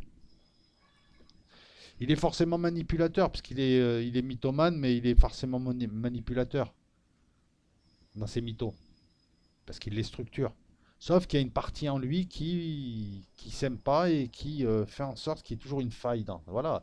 Dire que tu as été pendant 7 ans au Red Star professionnel, alors que tout le monde sait que ça peut se vérifier, surtout à l'heure d'Internet, et que tu as joué à la même époque que Platini, ça laisse des traces. Il suffit de consulter la presse de l'époque, l'équipe de l'époque, personne ne l'a vu. Puis tu as des anciens du Red Star qui ont dit, mais on ne le connaît pas ce type, il a jamais joué ici. J'étais entraîneur là, ou j'étais administratif, ou j'étais jardinier, ou j'étais joueur, ou j'étais... Je l'ai jamais vu ce type. Mais après, c'est compliqué. Petite Calimero, et moi, je suis pas assez pointu en psychologie, voire même psychiatrie, là, pour en parler plus longuement. Alors, Mafia Blue qui écrit: ces types me font penser aux premiers de la classe, toujours dans les pattes des professeurs à l'école et toujours les premiers à dénoncer les conneries des autres. Ben ouais, tu parles des zététiciens. Je suis quand même assez peiné de voir qu'il n'y a qu'une personne. J'attends toujours d'ailleurs, mec, ton commentaire. Pas toi, Mafia Blue. Tu me dis, tu mélanges tout. Aucun argument, aucune contradiction, voilà, je mélange tout quoi lorsque je parle des zététiciens. Je donne des arguments sur 2 vidéos. Et toi, tu m'apportes aucun argument. C'est juste, tu mélanges tout. On a l'impression que c'est opinion contre opinion et que si on n'est pas avec eux, ouais, moi, je vois des opportunistes qui se sont plantés avec l'étude du Lancet, qui se plantent dans beaucoup d'analyses. Ces gens-là ont fait illusion quelques années, puis beaucoup de gens maintenant commencent à voir que leur méthode, elle est biaisée. Et moi, je suis aussi étonné de voir leurs liens, c'est tout, et leur plan de carrière. Voilà, quand tu as le beau-fils de Sarkozy, quand tu as des gens liés au système, et tu remontes d'une strate, tu vois que tu as des gens importants. Quand tu vois que la plupart de ces gens sont très normés et veulent juste appartenir au système et qu'on leur ouvre une porte, et donc ils choisissent forcément par biais de confirmation aussi. Écoute l'acharnement que subit Le professeur Raoult de la part de youtubeurs, l'autre il a une casquette, un micro, et il doit s'y connaître en médecine autant que moi, il arrive, il s'est proclamé zététicien, mais je sais que il y a un problème entre zététiciens, et Monsieur Sam par exemple, voilà, il y a d'autres zététiciens qui le critiquent en disant que bon, c'est un peu un type, voilà, on voit vraiment ce qu'il est, incapable incapable de se remettre en cause, et il fait une fixette sur un professeur qui n'a rien à lui prouver. Et ça a été dénoncé plusieurs fois. Il va passer son temps à faire des vidéos, il continue à en faire. Il est allé chercher un cours du professeur Raoult qu'il a coupé en petits morceaux. Et coupé en petits morceaux, tu fais dire n'importe quoi. Pour dire que ce type ne connaissait rien en épistémologie. Lui, il dit ça du professeur Raoult qui est mondialement connu. Et il y a beaucoup de gens qui sont intervenus parce que pour lui dire attends, mais tu lui fais dire n'importe quoi, c'est comme ça qu'on traite ce cours, il l'a fait comme ça, qu'ils remettent ça dans le contexte. Autant de mauvaise foi, une incapacité à, et toujours ce côté, mec, tu mélanges tout, tu sais rien. Bah écoute, moi je suis zététicien parce que moi il me faut des arguments. Je les attaque pas pour les attaquer, je les attaque même pas pour faire du clash, je m'en tape, je te dis, j'attaque pas les personnes. Et je dis juste, ces gens-là, ils commencent à me gonfler parce que c'est des tapeurs de vis, mais tapeurs de vis très hautains, quoi. Jamais tu les verrais se remettre en cause. Nous, on passe notre temps à nous remettre en cause. Quand on se plante, jamais tu les verras se remettre en cause. Ils savent tout sur tout. L'autre, il est biologiste, mais il va te parler des fantômes, des ressentis, de parler avec les morts, de la médiumnité, de choses. Je ne te dis pas que ça existe ou ça n'existe pas. Je te dis juste qu'à l'heure où on est, s'il y a 3 siècles, on t'avait dit que tu pouvais voler, tu aurais dit c'est de la magie. Il y a des choses que la science expliquera à un moment donné. Certes, c'est des sujets où il y a beaucoup de charlatans, je suis d'accord, mais eux, c'est quasiment, voilà. Et quand ils rentrent dans le domaine politique, le domaine de Big Pharma, le domaine du gros vice, voilà, les zététiciens, depuis 6 mois, s'ils étaient aussi forts que ça en analyse, ils auraient analysé ce que nous disons tous, et ce que commencent à dire des gens un peu plus qualifiés que nous, comme le professeur Perron et d'autres encore, à savoir tout a été fait sciemment dès le début. Moi, je disais, ça pue. Ils ont un comportement bizarre. Voilà. La zététique, c'est regarder les faits, voir les structures qui se fabriquent et commencer à émettre des hypothèses. Et petit à petit, attendre des faits qui réfutent ou qui infirment ou qui confirment. Quand je vois maintenant qu'on nous propose du remdesivir, là, ou en tout cas un traitement de chez Gilead, qui en catastrophe, nous a lancé une étude tellement bidon que, à part les zététiciens de YouTube, tu vois, voilà, encore un fait, ils se sont plantés sur ça avec leur méthode. Et qu'est-ce qu'ils trouvent à dire? Oui, mais notre méthode, elle ne marche pas à tous les coups, c'est ce qu'on leur dit. Leur méthode, elle marche en science, elle marche dans certains cas, mais elle ne marche pas en géopolitique, elle ne marche pas que lorsque tu mets l'élément vice. Et eux, ils partent avec un biais de confirmation, c'est qu'il y a une partie qui est honnête et qui est au premier degré, tout ce qu'elle dit, elle le pense, et c'est comme ça, parce que sinon, mais pourquoi tu veux qu'ils complotent?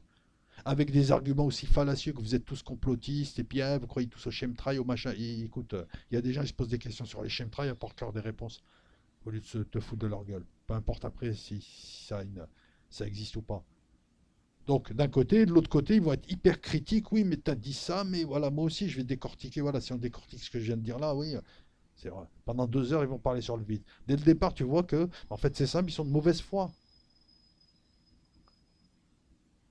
Ce que je leur reproche, c'est d'être très hautain et de se prendre pour des dieux, des juges, alors qu'ils sont juste une partie, avec leur sensibilité, leurs besoins, leurs désirs, leur volonté et leur plan de carrière. Et quand tu remontes et tu étudies un peu ce phénomène de la zététique, tu vois de curieuses choses, de curieux liens au-dessus. Parce que quelque part, ces zététiciens, c'est une sorte de Rudi Rechstein qui viennent t'expliquer comment penser. Et c'est à sens unique. Ils n'apprennent pas des gens. Je l'ai dit plusieurs fois, je te dis, voilà, si, je le redis encore une fois, s'il y a autant de gens qui versent dans des théories alternatives, et j'ai bien dit alternatives, même si certaines sont farfelues, elles sont alternatives, c'est pour une raison, c'est une perte de confiance. C'est les analyses qu'on attend de gens intelligents. Pas qu'on ricane parce qu'un type a dit que la Terre était plate et que l'autre, il te parle de pyramide. Il fait ce qu'il veut, après tout. Il pose des questions. Pourquoi répondre à côté et ricaner? Moi, j'en parle, voilà, il n'y a personne qui. Voilà, tu es traité par le mépris. Il part déjà dans l'idée qu'eux, ils savent. Toi, tu sais pas, eux, ils savent. Et après, ils viennent te parler, tu sais, c'est le genre de type qui sont capables de venir parler à un type qui a 20 ans de métier de son boulot et de lui dire comment faire. In abstracto. Alors que c'est des types de centre-ville. Trois quarts, regarde, le mec et l'autre, il a la tête, elle est plus grosse que son corps, il est jamais sorti de chez lui, il est blanc comme un linge, l'autre, il prend un micro, une casquette, il vient t'expliquer, et ils se mettent au niveau. Oui, oui. Et parce que sur YouTube, un médiocre, il peut se mettre au niveau d'un prix Nobel. Moi, j'aimerais connaître un petit peu leurs liens, leurs trucs, c'est tout, et qu'ils me disent pas que je veux dire, entre nous et eux, les plus ambitieux et les plus opportunistes, c'est sûrement eux.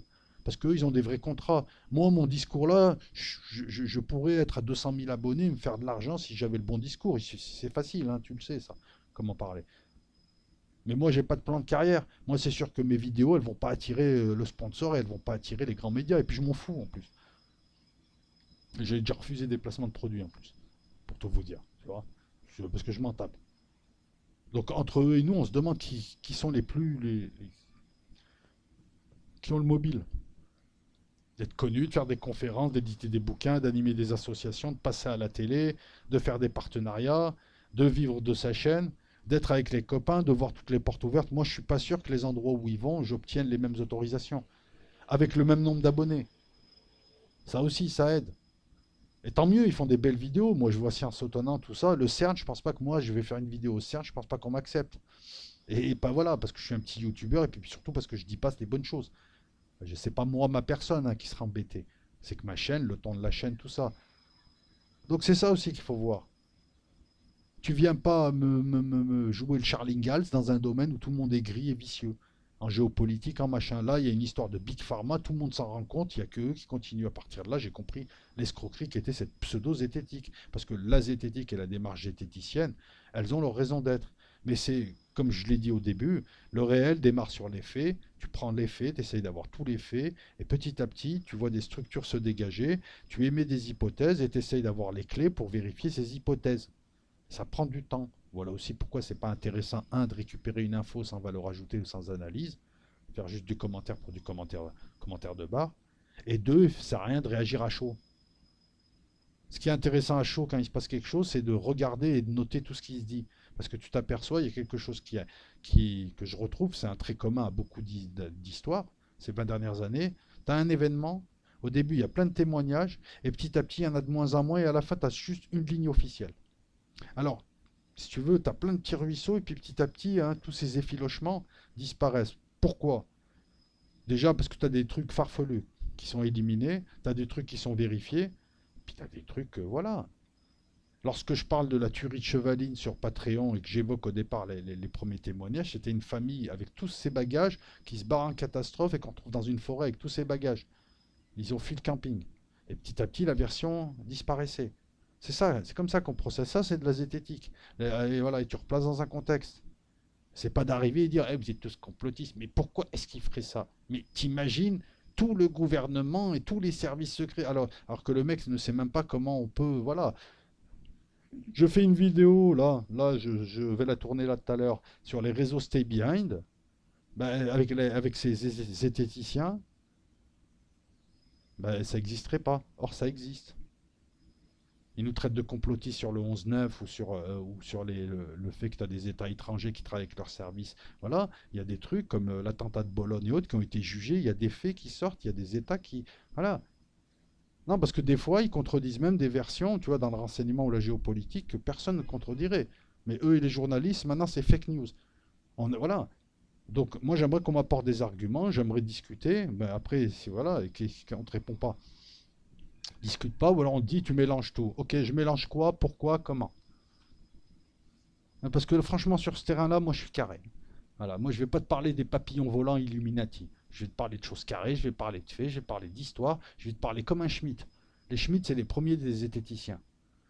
Voilà. Tu fais un boulot de Schmitt, c'est ça, zététicien. Tu fais pas un boulot de type qui attend un abonnement, si elle est un abonnement, un partenariat avec Optique 2000 ou si elle est espace. C'est marrant. Quand tu creuses derrière eux, il y a de drôles de liens. Allez creuser, j'en dis pas plus.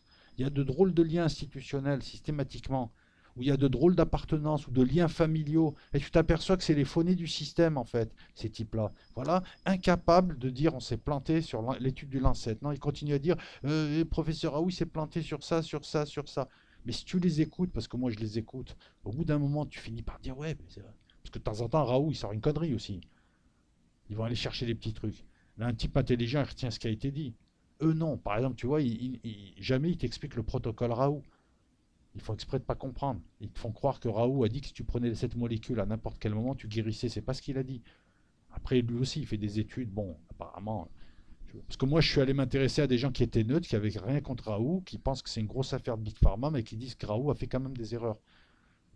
Et je pense parce qu'il est dans la provoque, parce qu'ils l'ont énervé et puis il s'est lâché. Mais eux, voilà, ils vont te chercher ça, mais ils vont pas te sortir ce qu'il y a à sortir. Et donc en allant les écouter, au bout d'un moment, ils t'embrouillent. Puis après, on t'appelle du Maroc, d'Algérie, ailleurs. Non, non, on utilise le procédé Raoult. Ben écoute, on a tant de morts officiellement, etc. Ah, et là, tu te dis, ah ouais, il y a autant de pays qui utilisent le protocole comme il l'a dit, et ils ont toujours moins de morts que nous, alors qu'ils sont censés avoir des systèmes hospitaliers désastreux. Comment ça se fait? L'Algérie, 800 morts. Alors, si je dois mettre à l'échelle de la France, il faudrait multiplier par deux. Donc, on va dire 1600 morts. Alors que les hôpitaux algériens, voilà, bon, je t'ai expliqué, autant aller au cimetière direct. Pourquoi? Parce que le protocole Raoult, voilà. Ils ont mis combien de temps pour monter un hôpital? Dans tous les pays, même pays 18 tiers-monde, l'armée est arrivée, ils t'ont monté des toiles de tente, ils t'ont monté l'hôpital en une semaine, un hôpital de tente, mais voilà, et puis petit à petit, ils ont ramené le matos, etc. Les masques, t'as plein de petits pays qui chopaient plein de masques, des respirateurs qui avaient, bon, après, voilà, et eux non. Et ça, quand tu vas chercher l'information ailleurs, quand tu as la chance de pouvoir discuter avec des gens qui sont dans ces pays, des témoignages, merci Internet, parce que maintenant, ça permet d'avoir des gens qui t'écrivent des mails, qui te disent, voilà, moi j'habite là, telle situation, voilà, moi je te fais un témoignage. Tu vois, c'est du journalisme. Eux, non, c'est de la certitude, dite de manière hautaine, de demi-dieux de centre-ville, qui savent tout mieux que nous. Parce que pour eux, voilà, le monde, ils ne croient qu'en la pierre. Et je ne parle pas de Vincent. Ensuite, poursuivons. Mais quand je dis ça, tu vois, je les attaque pas en tant que personne. Là, je suis agacé par leur méthode, leur technique, mais voilà, c'est pas un clash, je m'en fous. C'est pas un clash avec les zététiciens, tout ça, je m'en fous. Mais j'aurais vraiment aimé discuter avec eux, mais à la limite, même en privé, discuter. C'est pas genre je veux aller discuter avec la tronche en biais, comme ça j'aurai plus d'abonnés, machin. À la limite, s'il veut, moi j'aimerais juste discuter avec lui tranquille au téléphone ou ailleurs, parce que ça me permettrait de discuter avec quelqu'un d'intelligent et puis peut-être de mieux le comprendre aussi, c'est ma version. Mais peut-être que lui, il va m'expliquer qu'il est honnête et que lui, il voit ça comme ça, et puis peut-être qu'il va réussir à me convaincre. Mais voilà, moi j'aimerais discuter, c'est ça qui m'intéresse, c'est le débat argumentaire. Après il peut me convaincre aussi. Tu vois, moi, je vais être honnête avec vous, il y a aussi des choses qu'on peut reprocher à Raoult dans la méthodologie, pour des raisons que j'ignore. Certaines de ses études, c'est vrai qu'elles sont pas. Voilà, il vient de sortir une étude, il y a plein de gens qui ont rien contre lui. Voilà, moi j'essaye de comprendre les choses, j'essaye pas d'idolâtrer, je vois pas les choses en binaire. C'est pas le professeur Raoult du peuple, Astérix contre les méchants du système. Je le vois pas comme ça le truc. Puisque c'est le système aussi qui a bloqué Giled, c'est le système aussi là qui a imposé tout un tas de choses. La seule chose en laquelle je ne crois pas, c'est la commission parlementaire actuelle. Il y a une partie du système qui est pourrie jusqu'à la moelle et qui est de plus en plus gros, il y a une partie saine. Sinon, on ne saurait rien, hein, au final. Voilà pourquoi le système doit être réformé. C'est ce en quoi je crois. Je ne crois pas en la révolution, puisque ça va ramener les mêmes hommes, et avec le temps, les mêmes défauts, les mêmes failles. Je crois au système. Alors. Ensuite. Merci Laurent, bah écoute, de rien, hein. Bah, je suis dispo, ouais, bah, j'essaye, ouais. Une vidéo sur les Ordo Abkao, tu me demandes de faire une courte vidéo sur les sites de presse et médias que j'apprécie. Oh, ouais, mais ça va être. Oui. C'est le genre de vidéo, tu sais, que tu fais quand t'as un creux. C'est un peu une vidéo pour faire de la monétisation, si tu veux. Alors que là, par exemple, tu vois sur cette vidéo et depuis un certain nombre de vidéos, je vous parle de mécanismes, de structures, de clés, de portes, de maisons, de serrures. Je donne des bouts de méthodologie, une synthèse, une analyse, replacée dans le temps. Voilà, je préfère diluer ça. Si tu retrouves, c'est pas les sites qui sont intéressants, puisque tout le monde peut les retrouver. Au bout d'un moment, tu remontes. Bon, après, tu as aussi ce qu'on te dit et ce qu'on t'écrit, ça, c'est pas sur Internet. Mais c'est la faculté à être synthétique et à suivre le truc, suivre l'histoire, tu vois. C'est plein de stories que tu suis en même temps, quoi. Hein, pour reprendre l'expression anglophone, l'anglicisme de Snapchat. C'est plein de stories en même temps, c'est plein de fils en même temps, et puis il faut maîtriser le fil, comme ça tu sais que. Et quand tu as un élément nouveau, tu le replaces plus ou moins, et puis c'est des fils qui se croisent, qui se décroisent. Plutôt que les sites, c'est la méthodologie qui est intéressante. Entre le moment où on te livre l'information et la suite, comment tu fais? Voilà, c'est ça le truc. Il y a une différence entre bouffer de l'info qui ne t'apporte rien, perdre son temps, consommer de la vidéo et en faire quelque chose. La première chose, tu vois, qui est intéressante, et ça je le vois hein, sur YouTube, hein, Malheureusement, c'est un truc, c'est que les gens, beaucoup de gens comprennent la vidéo à 10%, 20%. Il y a des gens, ils comprennent pas ce que tu leur dis. Ils entendent, mais ils comprennent pas. Ça imprègne pas. Il n'y a pas la profondeur, il n'y a pas la digestion du truc. Tu as bien capté la vidéo. Si tu retiens 10% de l'info ou 20%, c'est pas la peine. Ensuite, c'est aussi avoir, petit à petit, c'est se construire un bagage pour pouvoir la replacer, en faire quelque chose. Si tu n'as pas d'outils, tu peux pas bricoler. Si tu n'as pas d'outils intellectuels, tu peux pas bricoler. Les faits dégagent des structures, dégagent des méthodes, dégagent des précédents, dégagent des concepts qui te permettront de travailler l'info qui t'est donnée. Après, c'est comment tu la replaces, comment tu en fais. Voilà, c'est ça, hein, pour ceux en tout cas qui, c'est bien plus intéressant que les sites, parce que tous les sites, j'ai envie de te dire, tous les sites de presse et de médias sont intéressants, dans la mesure où ils te donnent tous une information. Même quand on ne te donne pas d'information, on te donne une information. Voilà. Ouais, le collège Bilal Hassani, bientôt, il va exister, oui. Ensuite. Ah, le LOCAS, quand tu veux le débat, il n'y a pas de problème, tu me dis juste, le LOCAS, et je suis à ta disposition. Bon, rebonjour Gilles. Je t'enverrai des boîtes de thon, il n'y a pas de problème. Du thon au vin blanc, j'ai. Salut Jeanne, salut Maya encore. Mais on va en faire Maya des lives avec des femmes. On va féminiser un peu la chaîne aussi, hein. Il y a des lives qui arrivent. Il y a des choses qui se préparent cet été, mais tranquillement. Et en automne, voilà, il y aura du live, il y aura des choses, il y a des concepts que j'ai envie de développer, il y a tout un tas de choses. Il fallait juste que je sois prêt, que je finisse certaines choses avant de m'engager dedans, et je vais m'engager cet automne. Mais là, cet été, voilà, je vais faire déjà un peu plus de live pour me roder, et puis tester certaines formules, et puis on verra cet automne, voilà. Mais il y aura des trucs, et puis féminiser la chaîne, voilà, faire monter plus de filles, sachant que les filles qui veulent monter, euh, un bon micro, et puis vous n'êtes pas obligé de montrer vos têtes. Moins vous en dites, mieux c'est, hein. YouTube, c'est toxique. Vous avez vu, il y a plein de tarés, il y a plein de gens bizarres. Moins vous en dites, mieux c'est. Si vous voulez vous préserver sur les réseaux sociaux, c'est un pseudo et rien d'autre.